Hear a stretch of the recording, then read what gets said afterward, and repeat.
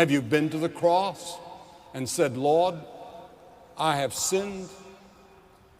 I'm sorry for my sin. I'm willing to change my way of life. Have you ever asked God for forgiveness? That's a tough question. I'm not sure I have. I don't bring God into that picture. I don't.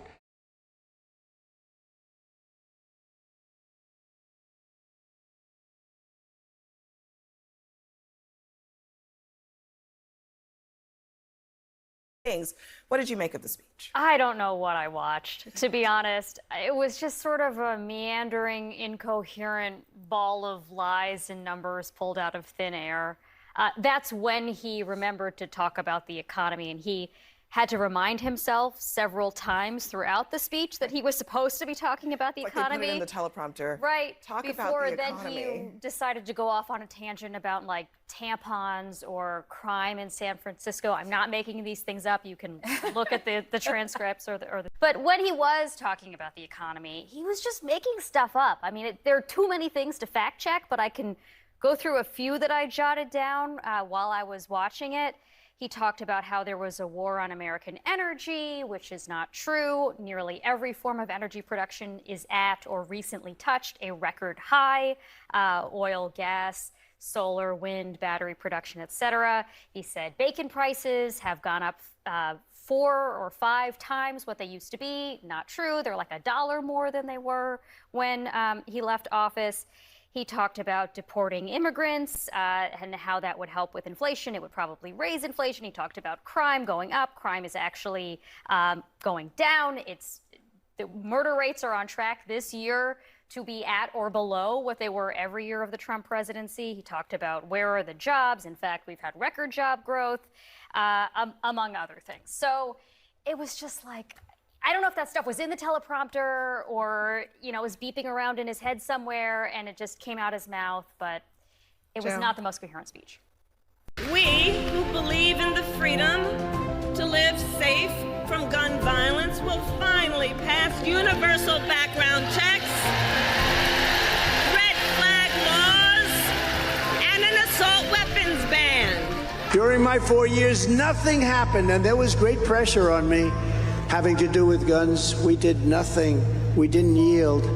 And once you yield a little bit, that's just the beginning. That's the avalanche begins. We who believe in reproductive freedom will stop Donald Trump's extreme abortion bans, and when Congress passes a law to restore reproductive freedoms, as President of the United States, I will sign it into law. Do you believe in punishment for abortion, yes or no, as a principle? The answer is that there has to be some form of punishment. For the woman? Yeah, there has to be some form. I was proudly the person responsible for the ending of something that all legal scholars, both sides, wanted and, in fact, demanded be ended. Roe v. Wade. And we were able to do that when we terminated Roe v. Wade, and it's really working out well for people. And we love our country. We love our country. We are a failing nation. Stand by. Coming to you. Insanity and Q. And Judge Weinbox. More lies, please, Hannity. Think border bullshit. Think Boebert spin. More fear, more race, hate, and homophobia stirring. Louder team who does Hitler. Jesse Water, you're a natural Cupid stunt. Full on fear. Greg. Gutted. Are you thinking you're no longer a self-loathing piece of shit like Peter Douchebag? Aha, it's Space Karen, not JD Weirdo. Elon. Who called my name? I'm busy fucking up Twitter. Trump. Wait for it. No, seriously, wait for it. Coming up. Go.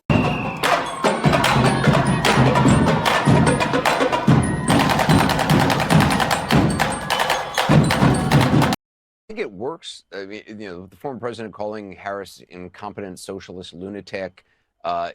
He's called her communist, Marxist. I mean, does that work? It seems like a very old campaign playbook. Yeah, I mean, it's very clear that the president the former president is is unraveling. I mean, he's having a complete meltdown. I mean, Kamala Harris has got him in an incredible chokehold that's really driving him to the point of insanity and driving his campaign to the point of paralysis. Here's two things that I can tell you is one is, you know, you underestimate Kamala Harris at your peril, and Donald Trump is finding that out now. And two, the Wall Street Journal, I think, put it best that the GOP have a candidate problem. They have a candidate problem in Donald Trump. To your point earlier, Trump can't help himself but to be Donald Trump. And the more people see of him, the more they're turned off by him. There's too many people, as they put it, that don't like Donald Trump. And he's got no path to growth. He needs new customers and has no path to growth right now. So that's why he's hitting a ceiling in the polls. And all of this sort of is frustrating him. And the other thing I would add is, you know, he's totally having a meltdown because all of his attacks against Kamala Harris are being undermined by the facts. You know, the economy is the strongest it's ever been. It's the envy of the world, as the Wall Street Journal put it. You've got inflation down, border crossings down, crime is down. So Donald Trump, what we're seeing right now, is having a complete and total meltdown with no path to growth and no strategy to get there. Matt, do you believe he's melting down? All right, and I'm being really serious about this. I made a mistake, a huge mistake that I made. Some time ago, people were saying, why are you talking about Fox News? We don't want to watch Fox News, etc., etc. So we stopped covering Fox News. However, almost as President Biden announced he wasn't going to be the Democratic candidate for the election and to be President of the United States of America, Kamala Harris instead was going to be the nominee, we started taking a closer look at Fox News and realised that we've been complicit to what Fox News want us to do, which is not analyse, pull to pieces, shed a light on the nonsense. We were laughing at it and thinking it's like, aha, no, because now other people have woken up.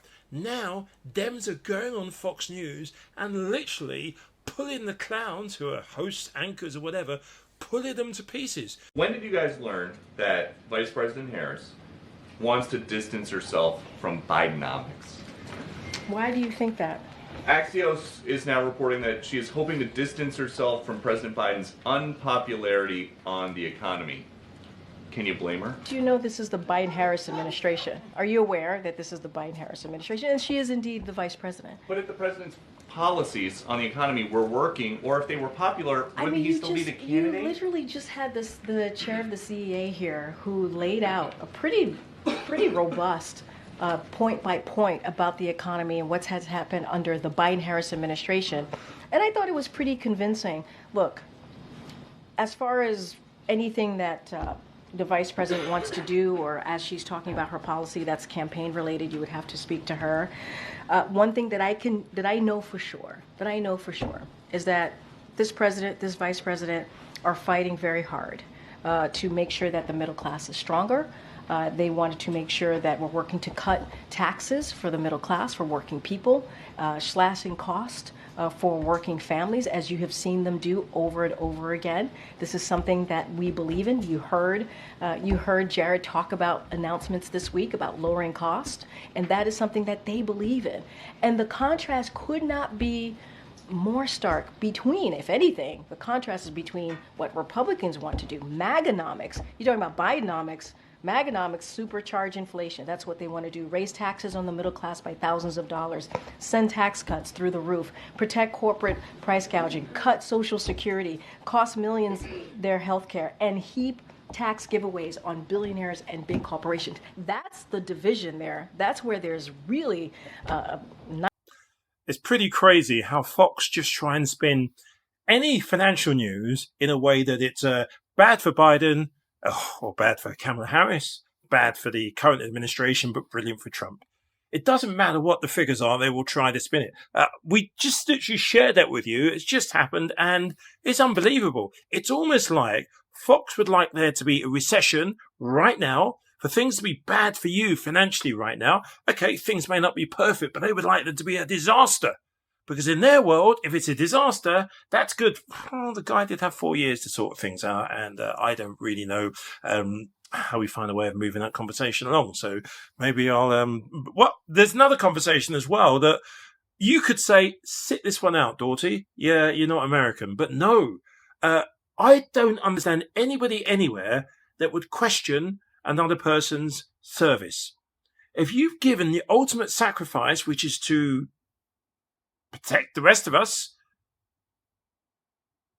so we can be free, I just do not understand why anybody would want to criticize Tim Walz. I don't get it at all.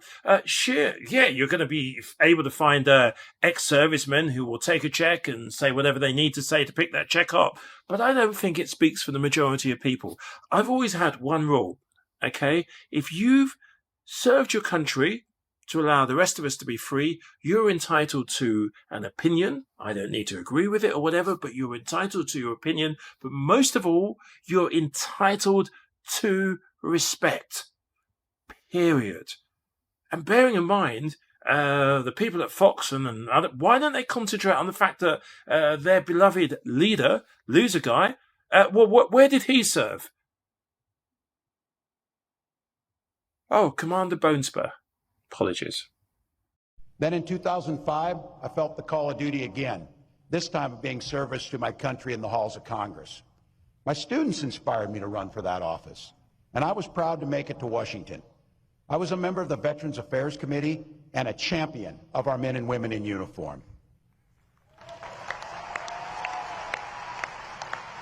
I'm going to say it again as clearly as I can. I am damn proud of my service to this country.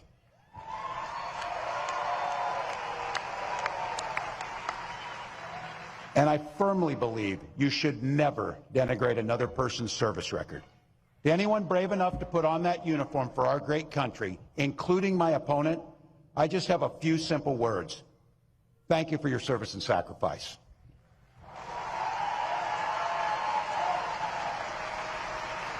But look. Donald? They were wrong. Susie Wiles, Chris LaCivita, Tony the Pollster. They got it wrong. President Joe Biden has just announced that he is dropping out of the 2024 presidential race. They told you that Biden would never quit. That you should spend all that time, all that money, so much money, focusing on Biden. How he's too old. Now it's Harris. She's younger than you by a lot. Faster on her feet, better than Biden was on camera. They were wrong, but they're wrong a lot. Wrong that Vance would help you. You know he's terrible. Wrong that you have the race sewn up. It's sad, Donald. They spend more time trying to keep you under control than trying to win. More time trying to keep you from looking at what they're spending, what they're doing behind your back. Sad. Maybe you're losing your grip, Donald. Maybe you're the only one who could run your campaign. If Susie and Chris got it so wrong on Biden, what else have they screwed up?